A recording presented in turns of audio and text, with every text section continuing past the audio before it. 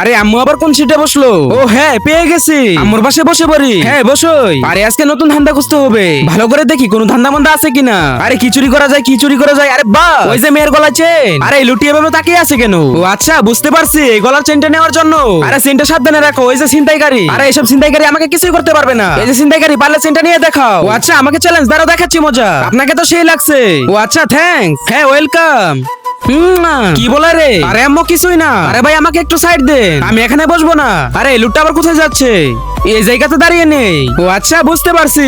আরে মনে হচ্ছে গলার চেনটা নিয়ে নেবে। আরে চেনটা আস্তে আস্তে নিয়ে নিতে হবে। আরে আরে সাবধানে। আরে ভাই একই ট্যালেন্ট রে। বাস চেনটা চুরি করা হয়ে গেছে, আমি এখন পালিয়ে যাই। আমার গলাটা খালি খালি লাগছে কেন? আরে আরে আমার গলার চেন কোথায় গেল রে? কি রে, আমার গলার চেন কোথায় রে? আরে আরে আমি নেই, তোমার চেনটা নিয়ে অন্যজনে কেটে পড়েছে। হ্যাঁ কি? আরে আরে বাবা, আমি এখনই পালাই। কিন্তু তার আগে তুমি যদি বাবাকে ভালোবেসে থাকো তাহলে ভিডিওতে একটি লাইক করে দাও, আর যদি মাকে ভালোবেসে থাকো তাহলে চ্যানেলটিকে সাবস্ক্রাইব করে দাও, আর যদি বাবা মা দুজনকে ভালোবেসে থাকো তাহলে লাইক সাবস্ক্রাইব দুইটাই করে দাও, আর কমেন্টে আই লাভ ইউ মা বাবা লিখে যাও। চেনটা পাইতে চাইলে এখনই লোকটাকে ধরো। আরে আরে আমার চেন, কি বুঝলেন আপনি? না না, আমি কিছুই বুঝিনি। এখন আর বুঝে কি লাভ?